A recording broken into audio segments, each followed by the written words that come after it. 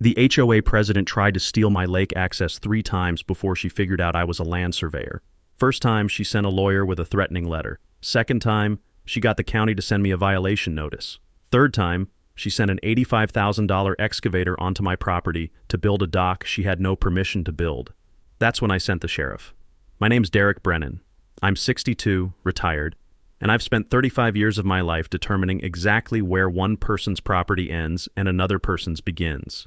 Which is why, when Brenda Kessler told me my lakefront beach was community property, I didn't argue with her. I just smiled, nodded, and started building a case. 6 months later, I was standing at the property line I'd surveyed myself 27 years ago, watching that 12-ton excavator grind to a halt. The operator climbed down, holding the court order I'd handed him. He read it twice, looked at the heavy chain I'd stretched across the access road, and climbed back into his cab. The diesel engine coughed, and he backed up the hill. 200 yards away, Brenda's face was the color of a stop sign. What she didn't know, what none of them knew, was that I had every email she'd ever sent, every trespassing incident on camera, every lie she'd told documented in triplicate. And I'd been waiting 6 months to use it all. But she didn't start out threatening to sue me. She started with a smile and a casserole. April 2024. I'd been living in my cabin for about 5 months when Brenda Kessler knocked on my door. She was wearing a pastel cardigan and holding a glass casserole dish with aluminum foil over the top. "Welcome to Clearwater Ridge," she said, flashing a smile that didn't quite reach her eyes. "I'm the HOA president. Just wanted to introduce myself." I invited her in. We sat on my porch overlooking the lake, and she told me how wonderful the community was, how everyone looked out for each other, how they had traditions that made this place special. Then she got to the point. "We've always had access to the lake through this property," she said, gesturing toward my beach. "The previous owner was very generous about letting families use it.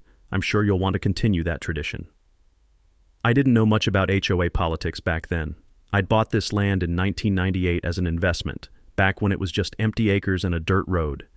Paid $32,000 for 2.3 acres of prime lakefront. The lake itself, about 40 acres of spring-fed water, was technically private, surrounded by undeveloped parcels. Over the years, a developer bought up the surrounding land, carved it into lots, and built Clearwater Ridge, a gated community of 247 homes. Nice houses, quarter-acre lots, lake views. But here's the things about views. You can see the water, but you can't touch it, not legally, because every single one of those lots ended at the ridgeline, 50 to 80 feet above the waterline. My property was the only one with actual lake frontage, the only one with a deeded access road down to the water. I'd built that road myself in 1999, 12 feet wide, compacted gravel, proper drainage. I'd paid for every load of stone, and I'd surveyed every inch of it. When my wife died in 2018, I decided to finally build our dream cabin on that land. Took me a year. Moved in November 2023. I was looking forward to quiet mornings with coffee, watching the sun rise over the water, maybe doing some fishing. I wasn't looking for trouble. So when Brenda made her polite request, I said yes. "Keep it reasonable," I told her. "No big parties. Pick up your trash. Respect the property." She thanked me profusely. Said the whole community would be so grateful. What I didn't realize was that Brenda wasn't asking for a favor. She was confirming what she already believed, that my beach belonged to everyone. See, Brenda Kessler wasn't just the HOA president. She was also a real estate agent. Kessler Realty. She'd sold at least 60 of the homes in Clearwater Ridge over the past 10 years, and according to her sales materials, every single one of those homes came with community lake access. I found that out later. For the first 8 months, it worked fine. Families would come down on weekends, swim, paddle around in kayaks, leave by sunset. I'd wave from my porch, they'd wave back, no problems. Then, in December 2024, I took a walk down to the clubhouse to drop off my HOA dues. That's when I saw the architectural drawings taped to the window. Big color renderings, a 2-tier dock with a covered pavilion, composite decking, solar lights, kayak racks. At the bottom of the page, Clearwater Ridge Community Beach Project. Estimated cost $85,000. I stood there staring at that rendering for a full minute. The dock was drawn right onto my beach, my property. I walked back to my cabin, pulled out my survey, and traced the property line with my finger. No question about it. That dock was going to be built on land I owned, land I paid taxes on, land the HOA had zero legal claim to. The next morning I found a laminated notice staked into the sand. Notice of construction. The Clearwater Ridge HOA will begin Phase 1 construction of the Community Beach Amenity Project on January 15, 2025. This project is funded by a special assessment and approved by the Board of Directors. For questions, contact Brenda Kessler. I pulled out my phone and called her. She answered on the second ring. Hi, Derek, did you see the notice? Exciting, right? Brenda, I said, keeping my voice calm. Did anyone from the HOA ask my permission to build this dock? There was a pause. Then she laughed. A short, confused little laugh. Permission? Derek, we don't need permission. That's community property. No, I said. It's not.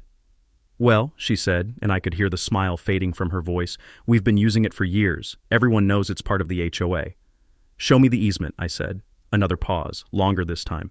The what? The recorded easement. The legal document that gives the HOA access rights to my property. Show me that, and we're fine. I don't think we have anything like that, she said slowly. But it's always been, if you don't have an easement, Brenda, then you've been trespassing for years. And if you build that dock, I'll have it torn down and build to the HOA. The line went quiet. Then she said, in a voice I hadn't heard before, cold and clipped, We'll proceed as planned, Derek. This is for the good of the community. And she hung up. That night, I pulled every document I had. The original survey, the deed, the property tax records. I looked up the HOA covenants online. I read every word. And that's when I realized they had nothing. No easement, no recorded access rights, nothing. The HOA declaration, written in 2004, 6 years after I bought my land, mentioned community lake access in vague, aspirational language. But there was no legal description, no metes and bounds, no notarized agreement. It was all smoke. And Brenda Kessler, real estate agent and HOA president, had been selling homes based on a lie for a decade. I sat back in my chair and looked out at the dark water. Then I picked up the phone and called an old friend of my late wife, a real estate attorney named Ramona Vasquez. Ramona, I said when she answered, I need your help, and I think you're going to enjoy this.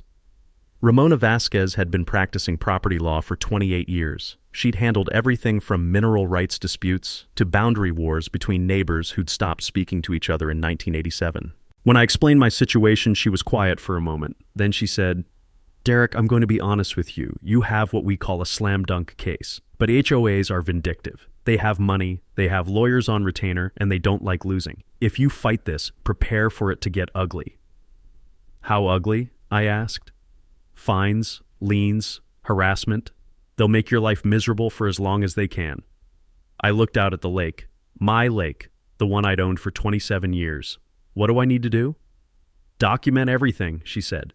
Every interaction, every trespass, every threat. Get it in writing, get it on camera.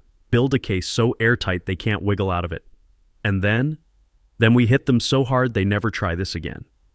I spent the next 3 days preparing. I ordered a trail camera from Amazon, the kind hunters use, motion activated with night vision and a time stamp.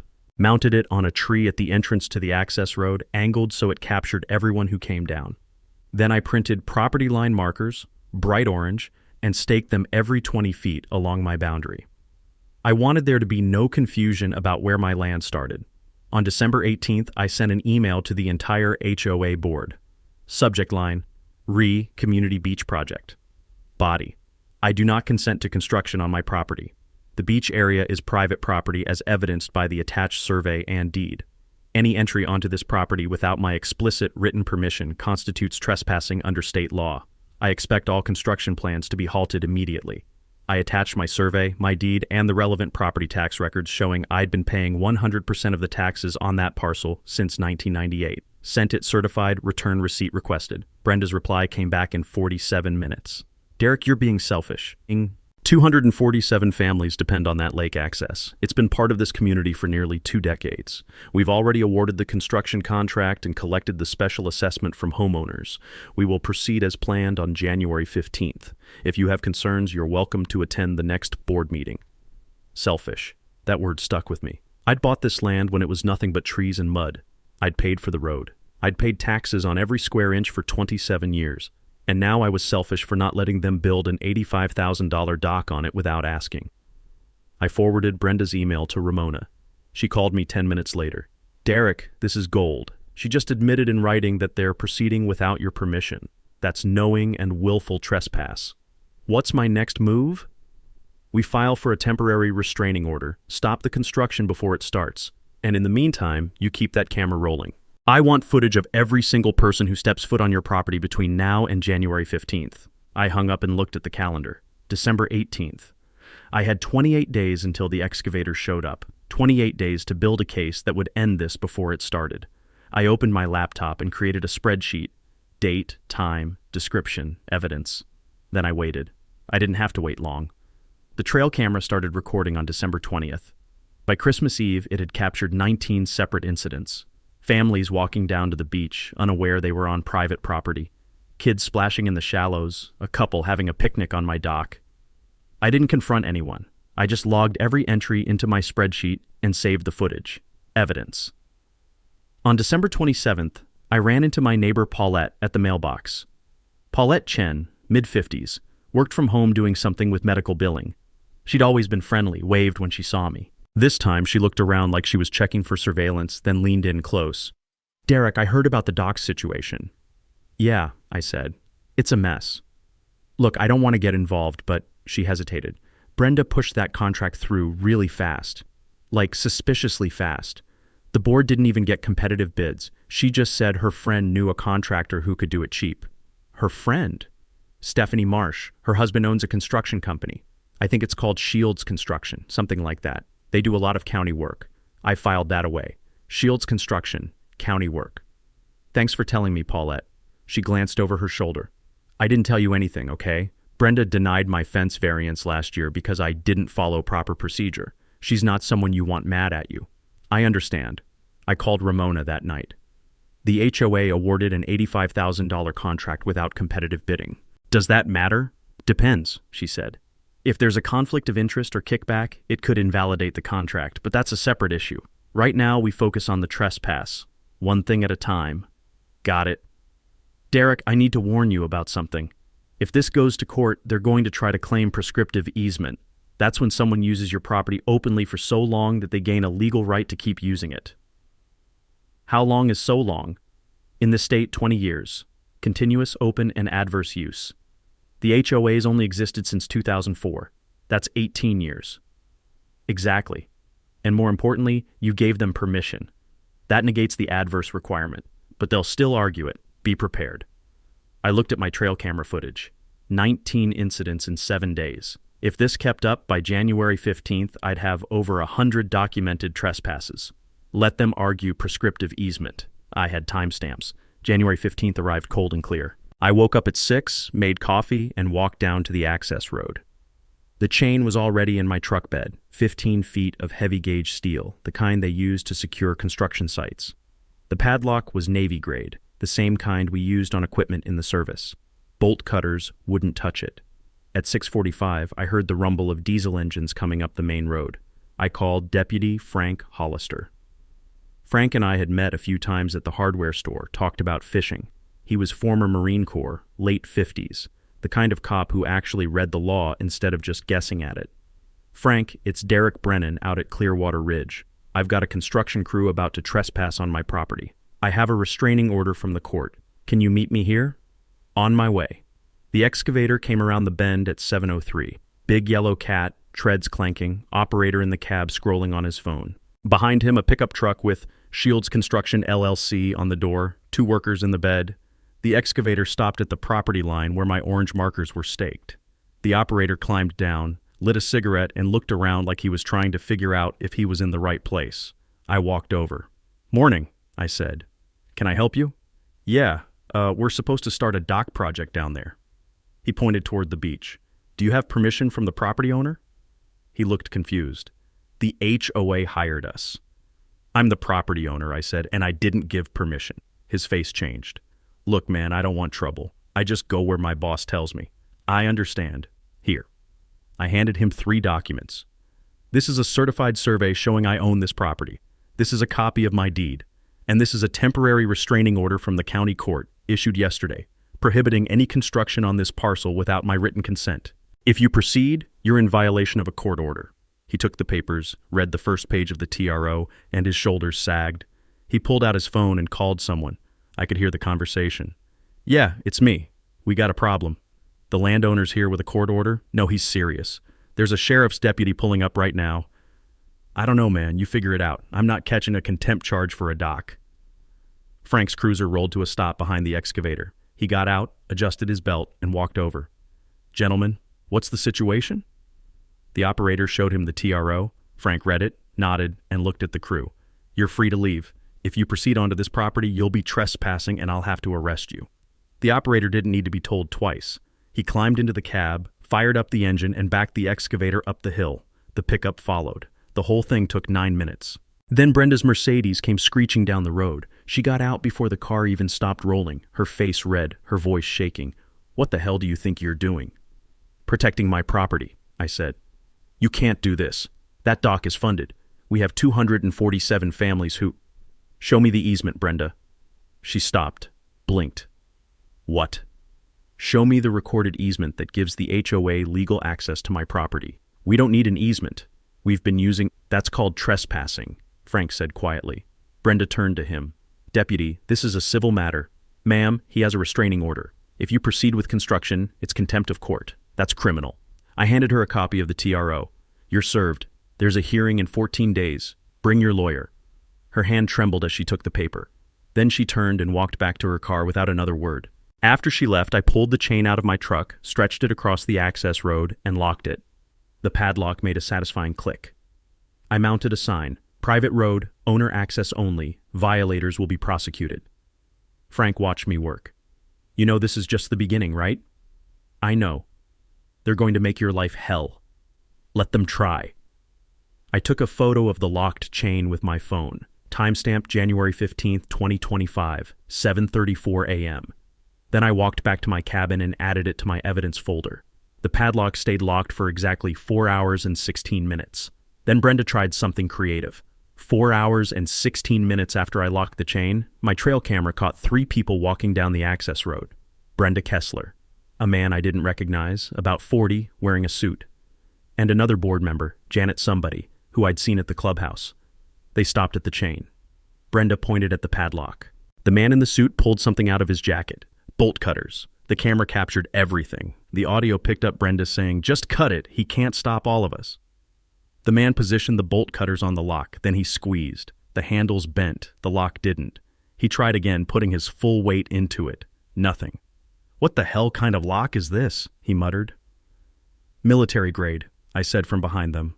All 3 of them jumped. I'd walked down through the woods, staying off the road. "That's a Navy pack lock. Hardened steel shackle. You'd need an angle grinder to get through it. Or, my permission." Brenda's face went white, then red. You can't just lock us out." "I can, actually. It's my property. We'll sue you." "Go ahead. I'll see you at the hearing in 12 days. The man in the suit stepped forward. "Mr. Brennan, I'm Howard Wallace from Wallace and Finch LLP. We represent the HOA. This behavior is..." "I know who you are, Mr. Wallace. You can send any correspondence to my attorney, Ramona Vasquez." I handed him her card. "Now get off my property before I call the sheriff again." They left. But I kept the camera footage, added it to the spreadsheet. January 15th, 2025, 11:50 a.m. Attempted destruction of property. 3 witnesses, audio and video evidence. The HOA held an emergency board meeting 2 days later. I found out because they didn't follow proper procedure. No 48-hour public notice, which violated the state's Open Meetings Act. A neighbor texted me a photo of the agenda. Emergency session. Legal action against Derek Brennan. The board voted 5-2 to levy a $500 per month fine against me for blocking community access to common areas. They also voted to authorize Wallace and Finch to file a counter-injunction. And they sent a mass email to all 247 homeowners. Subject: important community update. Body: due to the actions of one selfish resident, the community beach project has been delayed. Derek Brennan has illegally blocked access to our lake, hurting property values and denying families the amenities they paid for. The board is taking legal action to protect your rights. I forwarded it to Ramona. She called me 30 seconds later, laughing. "Derek, they just slandered you in writing to 247 witnesses. This is malpractice-level stupidity." Is that good for us? It's Christmas morning for a litigation attorney. 2 days later, an 8-page demand letter arrived from Wallace and Finch. Certified mail, signed receipt. The letter claimed the HOA had a prescriptive easement due to open, notorious, and continuous use since 2004.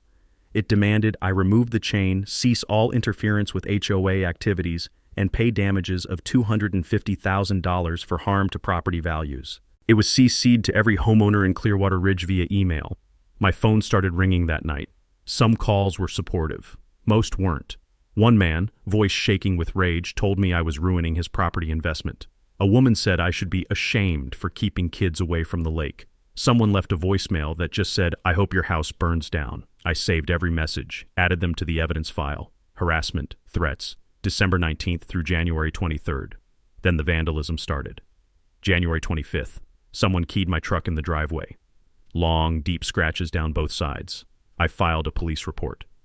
January 27th, my mailbox was ripped out of the ground and thrown into the ditch. Filed another report. January 30th, someone dumped a trash bag full of rotting food on my driveway. The smell was incredible. I took photos, filed a third report, and hosed it off. The next door posts were even worse. Anonymous accounts with names like Concerned Resident and Community First posting things like, "Selfish new guy blocking our lake. Disgusting. Who does Derek Brennan think he is? If you see him around town, let him know what you think of him." I stopped going to the grocery store in town, started driving 20 minutes to the next county over. Ramona sent a response to Wallace and Finch on February 3rd. 3 pages, surgical precision. She pointed out that prescriptive easements in this state required 20 years of adverse use. The HOA had only existed for 18. She noted that I had given permission for prior use, which negated the adverse requirement. She attached documentation showing I'd paid property taxes on the disputed parcel since 1998, while the HOA had paid $0, and she ended with a warning. Any further harassment of Mr. Brennan, including but not limited to fines, liens, or disparagement, will result in counterclaims for intentional infliction of emotional distress, slander, and abusive process. We await your substantive legal response. She also requested the HOA's liability insurance information. That's lawyer speak for, "I'm about to sue you, and I want to know who's paying." The hate mail kept coming, but so did something else. February 8th. My trail camera caught a woman in yoga pants trying to sneak around the chain by walking through the woods. She made it about 15 feet before getting tangled in blackberry brambles. Spent 5 minutes extracting herself, cursing the whole time. February 10th. 2 teenagers tried to wade into the lake from the far side of my property, thinking they could avoid the road. One of them slipped on the rocks and went in fully clothed. His friend had to pull him out. February 14th. A man in his 60s, wearing dress shoes and khakis, attempted to climb over a fallen log to reach the beach. He got stuck halfway over, legs dangling, and had to call his wife to come help him down. I watched these videos with a cup of coffee, shaking my head. Entitled Suburbanites Attempting Wilderness Navigation was not the retirement entertainment I'd expected, but I wasn't complaining. Every failed attempt was another timestamp in my evidence file. Another data point showing the HOA and its members knew they didn't have legal access and were trying to take it anyway. But Brenda still had one card she hadn't played yet, and it was a card that could have actually worked if she hadn't gotten greedy. February 12th, 2025. I was sitting on my porch when the mail truck pulled up. The carrier handed me a certified letter from the county planning department. I signed for it, went inside, and opened it. Notice of violation. It has come to our attention that you have installed an unpermitted barrier across a public right-of-way on parcel 447B, Block 12, Clearwater Ridge Development. This barrier must be removed within 10 business days, or you will face fines of $1,000 per day. The access road in question is designated as public right-of-way per the 1987 subdivision plat. Contact our office immediately to schedule removal. I read it 3 times, then I pulled out my records. The 1987 plat showed nothing but empty forest, no roads, no subdivision, no development, because in 1987 none of that existed yet. I built the access road in 1999, 12 years later. I paid for every cubic yard of gravel. I still had the receipts. I called the planning department. This is Derek Brennan. I just received a violation notice about a road on my property. Can you tell me who filed the complaint? The clerk put me on hold for 2 minutes. Then, the complaint was filed by Brenda Kessler on behalf of the Clearwater Ridge HOA. It was flagged for priority review by Commissioner Marcus Shields. Marcus Shields, County Commissioner. I didn't know the name, but I knew what priority review meant. Someone with juice had made a phone call. Can you send me a copy of the 1987 plat you're referencing? It should be attached to the notice. It's not. Oh, well, I can email it to you. She did. I opened the file.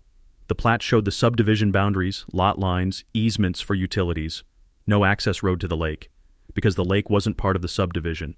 It was surrounded by private parcels, including mine. I called Ramona.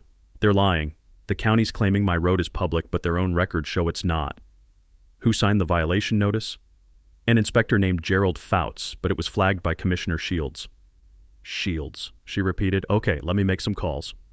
While Ramona worked her end, I filed a Freedom of Information Act request with the county. I wanted every document related to my violation notice, every email, every memo, every communication between Brenda Kessler and anyone in the planning department. FOIA requests take time, but I wasn't in a hurry. I had a court date coming up. Let them try to justify this in front of a judge. Then, on February 18th, I got a call from a number I didn't recognize. Mr. Brennan? This is Curtis Lehman. I'm a reporter with the Valley Observer. I cover local government and development. I saw your name on some court filings and wanted to ask you a few questions. I almost hung up, but something made me pause. What kind of questions? I've been investigating Commissioner Shields for about 6 months. Ethics violations, conflicts of interest, that sort of thing. Your case popped up on my radar because Shields personally expedited a violation notice against you. That's unusual. Mind if I ask what's going on? I gave him the short version. My property, the HOA's dock project, the trespassing, the violation notice. Curtis was quiet for a moment. Then he said, Mr. Brennan, can we meet in person? I think we can help each other. We met at a coffee shop in the next town over. Curtis was 47, wire-rimmed glasses, the kind of guy who looked like he'd been a journalist his whole life. He brought a folder 3 inches thick. Okay, he said, spreading documents across the table. Here's what I know about Marcus Shields. He's been county commissioner for 8 years. He's up for re-election this year. And he has a very interesting business arrangement with his nephew. He slid a business registration across the table. Shields Construction LLC, registered owner Brian Shields, Marcus Shields' nephew. They do a lot of county work, paving, drainage, maintenance contracts, and last year they started doing private work for HOAs. I stared at the name. Shields Construction, the company Brenda hired for the dock. Curtis nodded. Yeah, I pulled the bids for your HOA's dock project. 3 companies submitted proposals. The other 2 came in at $52,000 and $58,000. Shields Construction bid $85,000. They were awarded the contract anyway. That's a $30,000 difference. Correct. And here's the fun part. He pulled out campaign finance records. In the last 2 years, HOA board members from Clearwater Ridge have donated $8,500 to Marcus Shields' re-election campaign. Brenda Kessler personally gave $2,500. I sat back. So she donates to his campaign, he fast-tracks permits and violations for her, and his nephew gets inflated contracts. That's what it looks like. But I need proof. I need documents, emails, something that shows coordination. Do you have anything? I thought about my FOIA request. I will, in about 2 weeks. Curtis published a preliminary article on February 20th. The headline, HOA Influence Peddling When Community Boards Play Politics. It wasn't about me specifically. It was a broader piece about how HOAs in the county were cozying up to local officials, donating to campaigns, and getting favorable treatment in return, but it mentioned Clearwater Ridge by name. It mentioned Shields Construction. And it mentioned an unnamed property owner fighting back against an HOA that allegedly misrepresented access rights to homeowners. The article got traction. Local Reddit picked it up. 47,000 upvotes on the HOA subreddit. People started sharing their own stories in the comments. The local TV station called me for an interview. I almost said no, but then I thought about Brenda's email blast calling me selfish, about the hate mail, about the vandalism. Screw it, I said yes. The interview aired on February 24th. The reporter asked me point blank, "Is it true you're blocking 247 families from accessing the lake?" "No," I said, looking directly at the camera. "I'm blocking an HOA from building on my private property without permission. They've been trespassing for 18 years and calling it tradition. There's a legal term for that. It's called theft. But families have been using that beach with my permission. Permission I can revoke at any time. That's what property rights mean. The HOA says you're selfish. The HOA sold homes by promising lake access they didn't legally have. That's fraud. I'm not the villain here. I'm the guy who actually owns the land." The clip went viral. 180,000 views in 3 days. The comments were overwhelmingly supportive. Good for him. HOAs are parasites. Why would anyone buy a home without checking the title? But in Clearwater Ridge, the reaction was different. The HOA held another emergency meeting on February 27th. 3 more board members resigned. Janet somebody quit via email saying she didn't sign up for this. Another guy, Tom something, posted on Nextdoor, "I was told this was routine. I didn't know we were trespassing. I'm out." That left Brenda with 2 loyalists and a hemorrhaging board. But she didn't back down. Instead, she doubled down. She hired a PR firm out of the city, sent glossy mailers to every home in the development. "Don't let one outsider destroy our community. Support your HOA." She organized a Save Our Lake rally in the clubhouse parking lot. 30 people showed up. Most of them looked confused. One woman held a sign that said, "Kids need water." I watched from my porch through binoculars, shaking my head. Brenda was on a microphone, voice crackling through a cheap speaker, talking about community values and tradition. But I could see it in the crowd's faces. They weren't buying it anymore. Because the story had changed. It wasn't Mean Guy Blocks Lake anymore. It was HOA caught lying about property rights. And once that narrative shifted, Brenda couldn't spin it back. She made a critical mistake. She thought public opinion would destroy me. Instead, it was about to destroy her. Curtis Lehman published his full investigation on March 7th. The headline, "The Lake Access Land Grab, How One HOA Built an Empire on Someone Else's Property." It was 3,000 words, meticulously sourced, and it tore the HOA apart. The article detailed everything. My 1998 property purchase, 6 years before the HOA even existed. The lack of any recorded easement on my title. The HOA's sales materials promising lake access without securing legal rights. The $85,000 dock contract awarded to Commissioner Shields' nephew, $30,000 over competitive bids. The campaign donations from Brenda and other board members. And the county violation notice expedited by Shields, based on a plat that didn't show the road in question. Curtis included copies of documents, my survey, the HOA covenants with the vague lake access language, the construction bids, the campaign finance reports. He even got a statement from Wallace and Finch, the HOA's attorney, which boiled down to no comment. The comment section exploded. Over 900 comments in the first 2 days. "This is why I'll never live in an HOA. Brenda Kessler should be in jail. How is this not fraud?" A Reddit thread titled "Justice for the Lake Guy" hit the front page of several subreddits. Someone made a meme of Brenda's face photoshopped onto a pirate, captioned, "But it's community property." It got 62,000 shares. Back in Clearwater Ridge, the mood shifted hard. Nextdoor went from pro-HOA to anti-HOA overnight. People started asking questions. Wait, we don't actually have legal access to the lake? Did Brenda lie to us when we bought our homes? Why did we pay a special assessment for a dock we can't legally build? A petition started circulating demanding Brenda's resignation. Within a week, 112 people signed it. Almost half the community. My mailbox, which had been full of hate mail a month ago, started getting apology letters. One couple wrote, "We're sorry we believed the board. We didn't know the full story. Thank you for standing up for property rights." An older man stopped me at the gas station.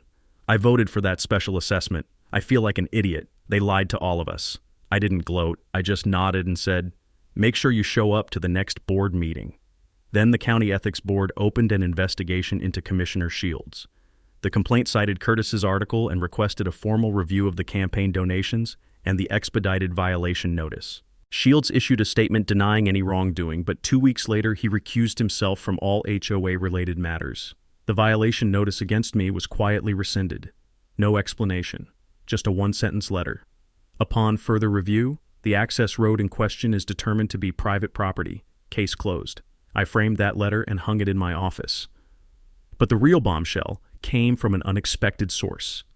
A title insurance investigator named Yolanda Mercer.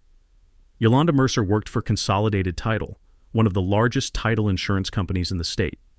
Her job was to investigate irregularities, flag potential fraud, and make sure the company wasn't on the hook for bad claims. On March 10th, she sent a letter to the Clearwater Ridge HOA board, CC'd to every homeowner with a subject line that made my day: title defect notice, lake access easement claims. The letter was professional, clinical, and devastating. Yolanda had reviewed the title records for all 247 properties in Clearwater Ridge. Her findings: 0 recorded easements for lake access on any parcel. The HOA declaration mentioned lake access in aspirational language. but contained no metes and bounds legal description, no recorded instrument, and no evidence of compensation paid to any property owner. Multiple homes had been sold with marketing materials explicitly promising community lake access as an amenity, which constituted a materially misleading representation.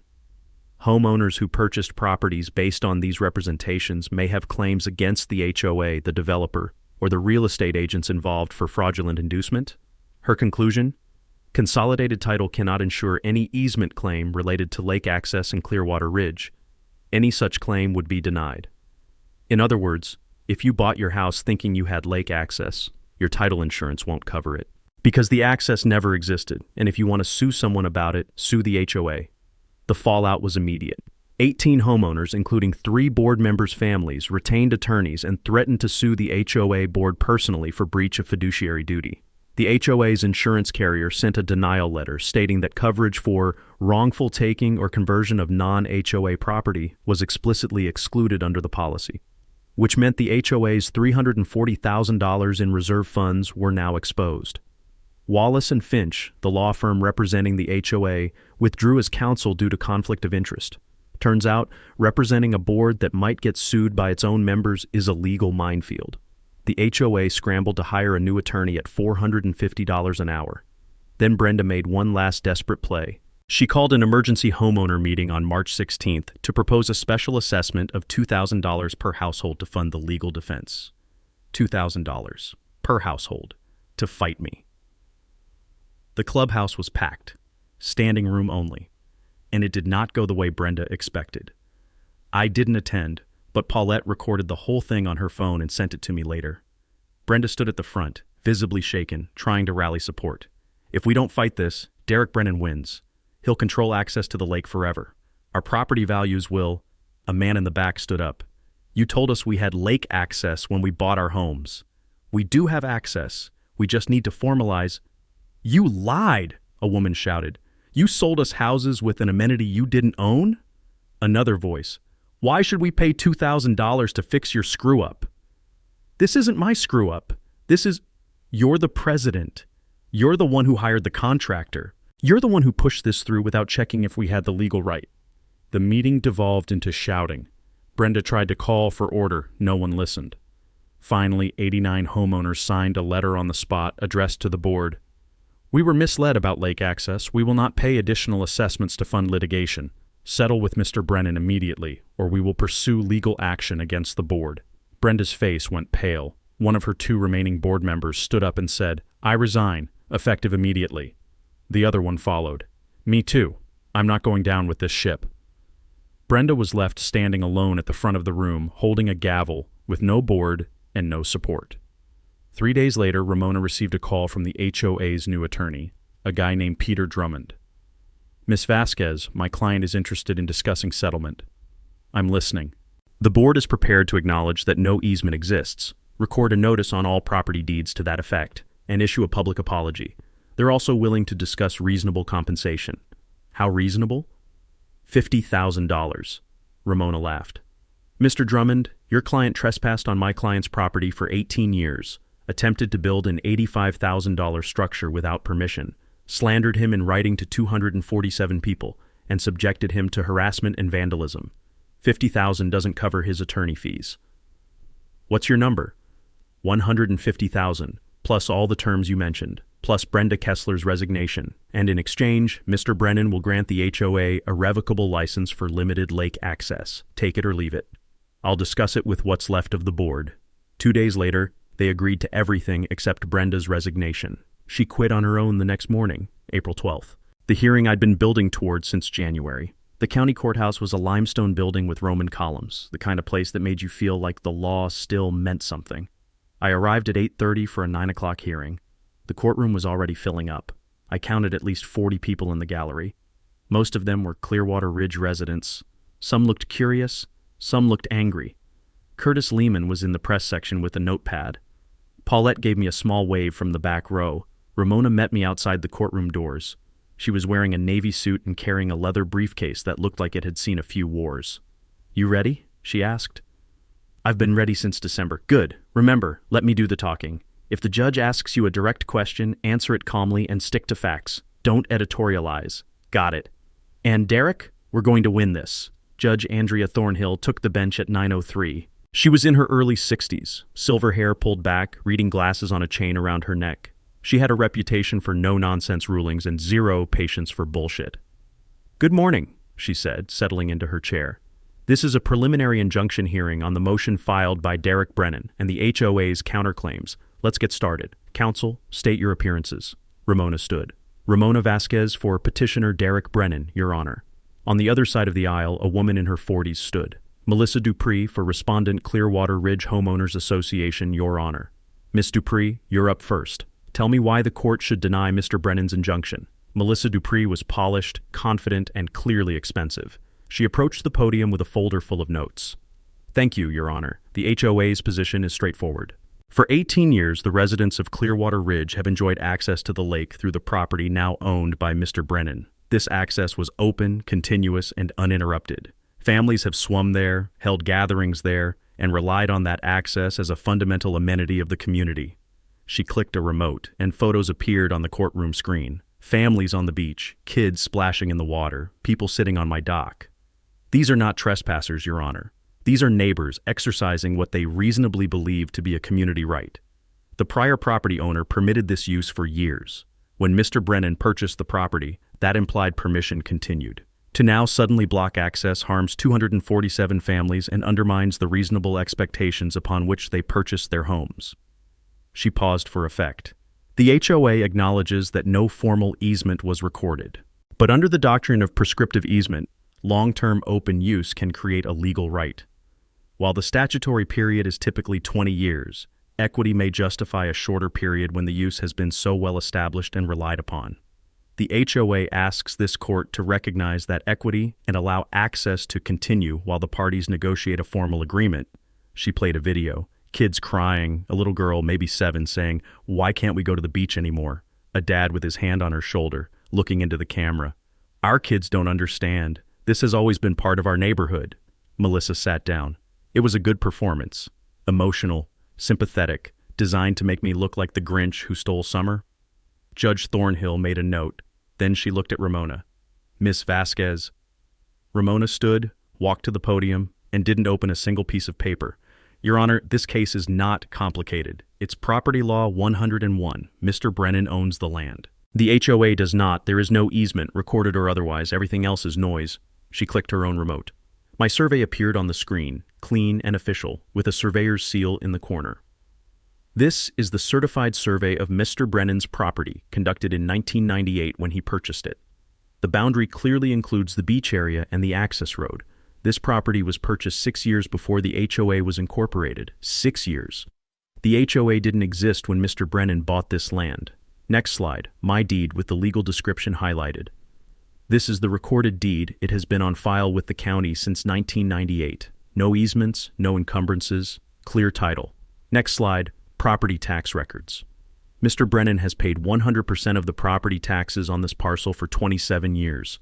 The HOA has paid 0 because it's not their property. Judge Thornhill leaned forward slightly. Miss Dupree raised the issue of prescriptive easement. "What's your response?" "Two responses, Your Honor. First, this state requires 20 years of continuous open and adverse use for a prescriptive easement to vest. The HOA has existed for only 18 years. They don't meet the statutory period. And second, the use wasn't adverse. Mr. Brennan's predecessor gave permission for occasional use. Permission negates the adverse requirement. You can't trespass with permission and then later claim you earned the right to keep trespassing." The judge nodded slowly. "Continue." Ramona pulled up another document. "This is the HOA declaration, recorded in 2004. Page 14, Section 7, mentions community lake access, but there's no legal description, no metes and bounds, no recorded easement, just vague aspirational language. And here," she highlighted a sentence, "Section 12, subsection C, states, access to non-HOA properties requires written consent of the affected landowner. Their own covenants require my client's permission." She let that hang in the air. Then she played her own video. Trail camera footage, time-stamped, Brenda and 2 people with bolt cutters trying to cut the lock. Audio. "Just cut it. He can't stop all of us." Melissa Dupree's face went white. Ramona didn't even look at her. "Your Honor, This was recorded 4 hours after Mr. Brennan lawfully installed a lock on his private property. The HOA president, knowingly and willfully, attempted to destroy that lock to gain unauthorized access. That is not the behavior of someone who believes they have a legal right. That's the behavior of someone who knows they're trespassing and doesn't care.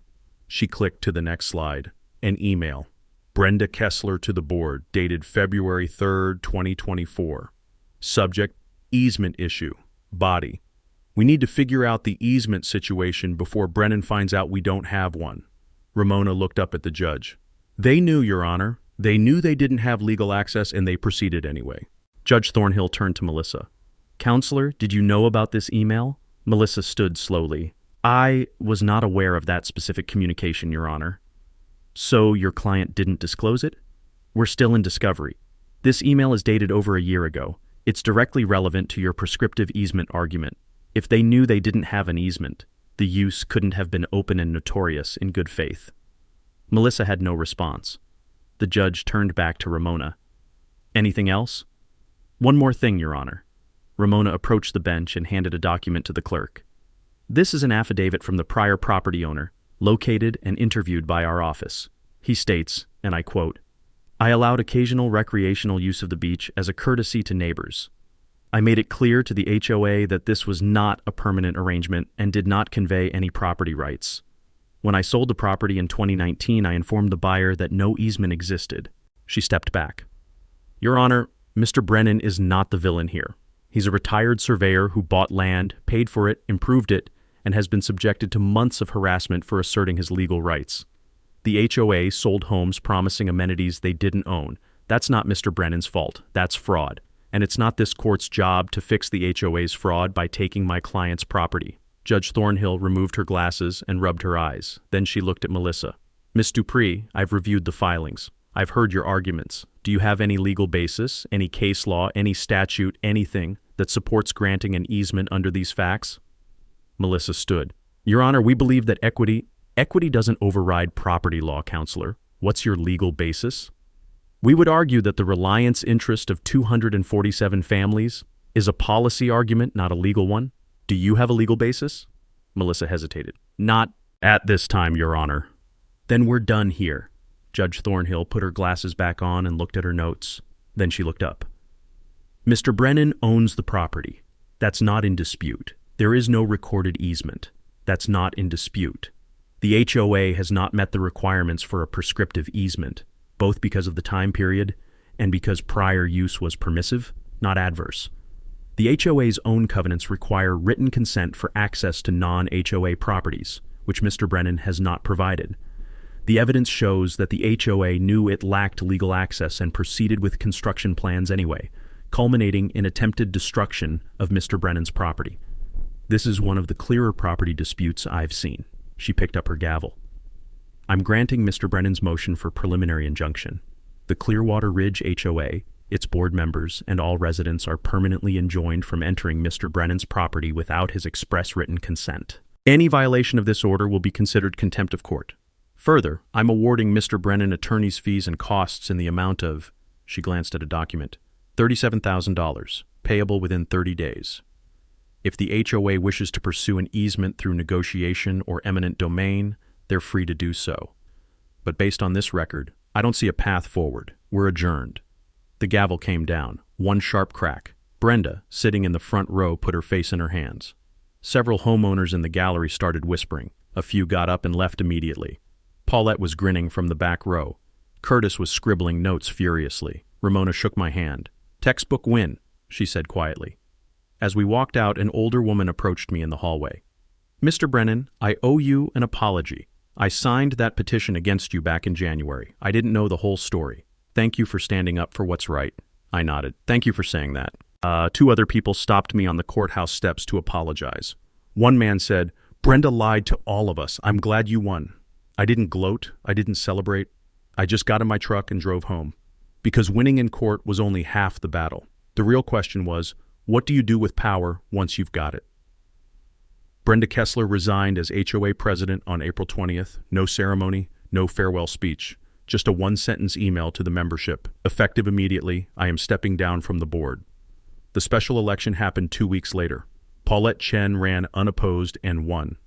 Her first act as president was to settle my lawsuit, $150,000, a public apology posted on the HOA website and mailed to every household, and a recorded notice on all 247 property deeds stating clearly, no lake access easement exists for this property. Commissioner Marcus Shields was censured by the County Ethics Board in May. He didn't run for re-election. His nephew's company, Shields Construction, was quietly removed from the county's approved contractor list. Wallace and Finch, the law firm that sent me the threatening letter, received a reprimand from the State Bar Association for failure to adequately investigate claims before asserting them in legal correspondence. It didn't hurt them much, but it was something. I could have walked away at that point, taken the money, kept the chain locked, and lived out my retirement in peace. And for a few weeks I considered it. But then I started thinking about what Ramona had said back in December. When you win, what are you going to do with it? So I drafted something I called the Clearwater Lake Community Access Agreement. It wasn't an easement. It was a revocable license, meaning I kept full control and I could terminate at any time if people didn't follow the rules. The terms were simple. Maximum 30 families per day, managed through an online reservation system. Access hours, 9 a.m. to 7 p.m., Memorial Day through Labor Day. No structures, no fires, no alcohol. Pack in, pack out, leave no trace. Every family had to complete 1 hour of volunteer lake cleanup per season. If you didn't volunteer, you didn't get access the next year. And a $25 annual maintenance fee per household, which covered gravel road upkeep, a portable toilet, and liability insurance. The license was revocable if anyone violated the rules. 1 strike, you're out for the season. 2 strikes, you're banned permanently. I presented it to Paulette and the new board in June. They read it, looked at each other, and Paulette said, "This is more than fair, Derek. Thank you." I never wanted to block access, I told them. I wanted respect. Now we have both. But I didn't stop there. The $150,000 settlement was more money than I needed, so I put it to work. First, I established the Clearwater Conservation Fund with $80,000. It was a small nonprofit registered with the state focused on protecting the lake from future development. We partnered with the State Department of Natural Resources to install fish habitats, plant native vegetation along the shoreline, and conduct quarterly water quality testing. The goal was to make sure that lake stayed pristine for the next 100 years. Second, I endowed a $40,000 scholarship called the Surveyor's Scholarship, $2,000 annually to a local high school student pursuing land surveying, civil engineering, or a related field. The first recipient was Maya Chen, Paulette's daughter, who was headed to State University in the fall to study environmental engineering. When I handed her the check at the awards ceremony, she teared up. "Thank you, Mr. Brennan. This means everything." I shook her hand. "Your mom stood up when it mattered. This is for both of you." Third, I set aside $30,000 for something I called the Good Neighbor Legal Defense Fund. It provided free consultations with Ramona for any homeowner in the county dealing with HOA overreach, not just Clearwater Ridge, anyone. Because I'd learned that Brenda wasn't unique. There were a dozen Brendas and a dozen HOAs, all doing the same thing, leveraging power they didn't legally have, hoping no one would push back. Now, someone could. On June 15th, we held the first annual Lake Restoration Day. 120 volunteers showed up. We planted 40 native trees, installed 15 bat boxes, cleaned 2 tons of trash and debris from the shoreline, and built a small nature trail on the far side of the lake. Families I'd fought with in court were working side by side with me, hauling mulch and planting shrubs. Even some of the people who'd sent me hate mail showed up to apologize in person. One guy, mid-40s, pulled me aside. "I wrote some awful things about you. I'm sorry. I should have listened to your side." "Water under the bridge," I said, literally. He laughed. We kept working. By the end of the day, my back was sore, my hands were covered in dirt, and I felt better than I had in months. Curtis Lehman wrote a follow-up article in July. Headline, "How One Retiree Turned a Property Fight into a Conservation Win." It got syndicated to 3 regional papers. I started getting emails from people all over the state dealing with similar disputes. I couldn't help all of them, but I answered every email, gave advice, shared templates, pointed them toward resources. Some of them won, some of them settled. A few lost, but at least they fought. That mattered. In September, I was invited to speak at the State Property Rights Association conference. I stood in front of 200 people and told them the same thing. I'll tell you now. Document everything. Know your boundaries. Use the law. And when you win, build something better than what you tore down. It's been a year and a half since I locked that chain across the access road. The community access agreement is working. 187 families used the lake last summer. 0 rule violations. The Conservation Fund secured a matching grant from the state, another $120,000, which we're using to build an accessible fishing pier for people with disabilities. Paulette's board is working with me to develop a trail system around the lake on properties whose owners actually consent this time. Brenda moved to a different development about 40 minutes away. I heard she joined an HOA board there. I don't wish her ill. I just hope she learned something. As for me, I'm still here. Still drinking coffee on my porch at sunrise. Still watching the water. Still grateful I stood my ground when it mattered. Here's what I learned, and I hope you take this with you. 1. Document everything. Document every conversation, every email, every incident. Paper trails win cases. 2. Know your property lines. Get a survey. Understand what you own. 3. The law protects you, but only if you're willing to use it. 4. Authority without accountability is just bullying. Make them accountable. And 5. When you win, don't just win for yourself. Build something that lasts. Build something that helps people. That's how you change the culture. If you're fighting an HOA, a bad boss, or any system that thinks power means more than law, know this: you're not alone. Share your story. Learn from others. And if this story helped you in any way, share it. Justice is contagious. Now go protect what's yours.